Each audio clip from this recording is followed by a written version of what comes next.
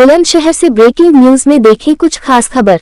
बुलंदशहर भाजपा महिला मोर्चा की निकाली गई धन्यवाद स्कूटी रैली। धन्यवाद स्कूटी रैली में हजारों की संख्या में महिलाओं ने लिया भाग। स्कूटी रैली यमुनापुरम स्थित स्टेडियम से हुई शुरू, जो कि काला आम मोतीबाग से होते हुए शहर के विभिन्न मार्गों से भ्रमण कर काला आम स्थित मलका पार्क पर स्कूटी धन्यवाद रैली का हुआ समापन। स्कूटी रैली में मुस्लिम महिलाओं ने भी बढ़ चढ़कर हिस्सा लिया। हमारे संवाददाता प्रदीप पंडित बुलंदशहर से।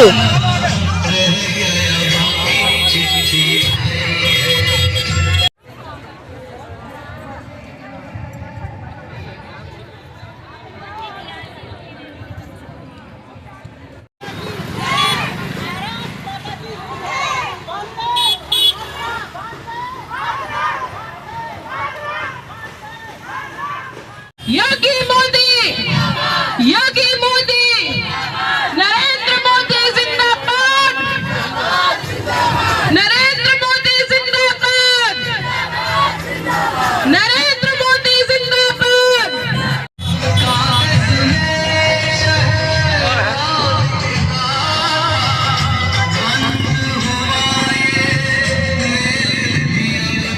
क्षेत्रीय मंत्री है युवा मोर्चा, और यहाँ पर इतनी बड़ी संख्या में मेरी समस्त मातृशक्ति सभी को हाथ जोड़ के प्रणाम करती हूँ।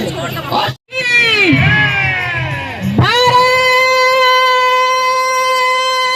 माता की वंदे वंदे वंदे।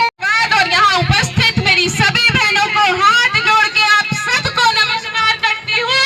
आप सबका वंदन, आप सबका अभिनंदन करती हूँ। इस भव्य कार्यक्रम में आज यहाँ पर हमारे बहुत ही कर्मठ जिलाध्यक्ष आदरणीय विकास चौहान जी उपस्थित हैं, हमारे भाई दीपक दुलेरा जी उपस्थित हैं, हमारी खुर्जा से विधायक मीनाक्षी सिंह जी उपस्थित हैं, हमारी नगर पालिका अध्यक्ष दीप्ति जी उपस्थित हैं।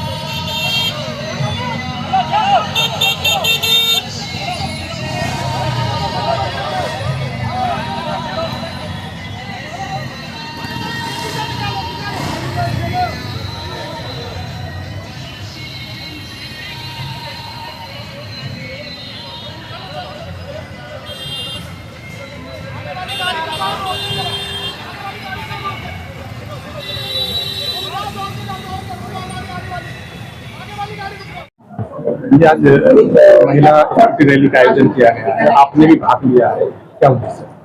आज हमारी बहनों ने बहुत बढ़ चढ़कर इस स्कूटी रैली में हिस्सा लिया है, क्योंकि देश के यशस्वी प्रधानमंत्री जी ने एक इतिहास रचने वाला कार्य हम सबके लिए किया है, नारी शक्ति के लिए किया है। हमको आरक्षण देकर मैं समझती हूँ कि जो महिलाओं की भागीदारी है वो नीति निर्माण में प्रधानमंत्री जी ने सुनिश्चित की है, जो महिलाओं के लिए एक बहुत बड़ा कार्य हुआ है। प्रधानमंत्री जी को धन्यवाद देने के लिए और ये संदेश जन जन तक पहुँचाने के लिए महिलाओं ने ये रैली की है।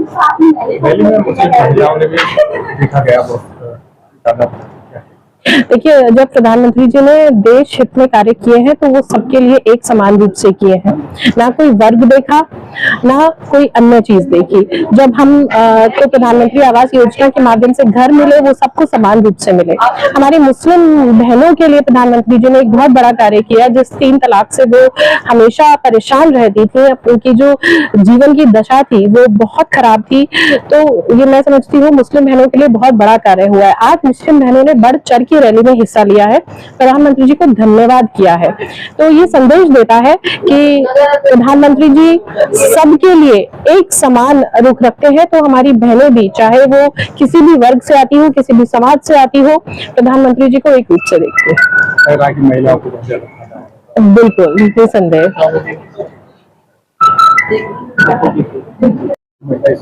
रैली का आयोजन किया गया है, जो महिला स्कूटी का आयोजन किया गया है, इस उद्देश्य के पीछे हमारे परम प्रबल प्रधानमंत्री जी हैं, जिन्होंने महिलाओं के लिए 33% का कोटा निर्धारित किया है, जो बहुत जल्दी विधेयक लाने वाले हैं। उसी संबंध में उनका आभार व्यक्त करने के लिए हमारी सभी महिलाओं ने हजारों की तादाद में महिला स्कूटी का आयोजन किया, जो मुख्य मार्गों से होते ही एक पार्क में समापन हुआ उसका। आज महिलाओं के अंदर इतनी जागृति है, ऐसा लग रहा है उनके लिए कि जो पंचायत से लेकर विधानसभा और संसद तक उनकी गूंज भी गूंज रहेगी। और इतना उत्साह और इतना उनके अंदर साहस दिखाई दिया कि इतनी हजारों की तादाद की रैली में किसी प्रकार का कहीं कोई भी ऐसा नहीं हुआ कि कोई भी महिला या किसी यात्री के लिए हमारी कोई परेशानी हो। प्राइवेट स्कूलों को लेकर के आपका कुछ कहना है? जैसे कि अभी नेपाल में प्राइवेट स्कूल बंद कर दिए गए, उत्तर प्रदेश में भी आवाज उठने लगी है, तो प्राइवेट स्कूल के संचालक हैं वो एक ही बुक स्टोर से किताब लेने का दबाव डाल रहे हैं अभिभावक पर। यदि ऐसी कोई शिकायत आएगी तो उनके ऊपर कार्रवाई की जाएगी, निश्चित रूप से कार्रवाई की जाएगी। जो बच्चे 10th क्लास में या 9th में उसी स्कूल में है, लेकिन उसके बावजूद भी उनसे अवैध फीस वसूली होती है। तो शिकायत तो लिखित में तो आए हमारे पास, हम तुरंत कानूनी कार्रवाई करेंगे और उसको जेल भेजेंगे निश्चित रूप से। नोएडा में सहमति का उपद्रव हुआ है, लोग कहीं दिन से शांतिपूर्ण का भी धरना दे रहे थे, उसके लिए क्या है? प्रजातंत्र में अपनी बात को कहने का सभी का अधिकार है, लेकिन कानून को हाथ में लेने का अधिकार किसी को नहीं है। अगर कोई कानून व्यवस्था में गड़बड़ी करता है तो कानून के हाथ बहुत लंबे होते हैं, उसके खिलाफ कार्रवाई की जाएगी और उसी के आधार पर ये कार्रवाई की जा रही है। इसके पीछे कोई राजनीतिक नहीं है। तमाम हमारे पुलिस की गाड़ियों को जलाया जा रहा है और वाहनों को जलाया जा रहा है, तो कानून हाथ में लेने का अधिकार तो किसी को भी नहीं है, अपनी बात करने का अधिकार तो है। इस तरह से सरकारी लोगों को 7वां वेतन 8वां वेतन आयोग लगा है, वो ठीक है, अपनी मांग रखें, अपनी मांग रखें। हमारे माननीय मुख्यमंत्री जी सबके लिए बेशक का वेतन बढ़ा रहे हैं, चाहे संविदा कर्मचारी हो, चाहे आशा बहुएं हो, चाहे कोई भी हो, सभी के लिए वेतन दे रहे हैं। अभी उन्होंने कितनी कितनी बड़ी घोषणाएं की हैं, लेकिन अपनी बात को रखने का एक तरीका होता है। ये नहीं है कि हिंसा फैलाओ, आगजनी करो, तो कानून तो अपना काम करेगी। बंगाल चुनाव को लेकर आपकी बात सब जगह हमारी सरकार बनेगी, बंगाल में भी हमारी बनेगी। हमें पूर्ण रूप से भरोसा है अपने केंद्रीय नेतृत्व पे कि हमारी सरकार बननी चाहिए।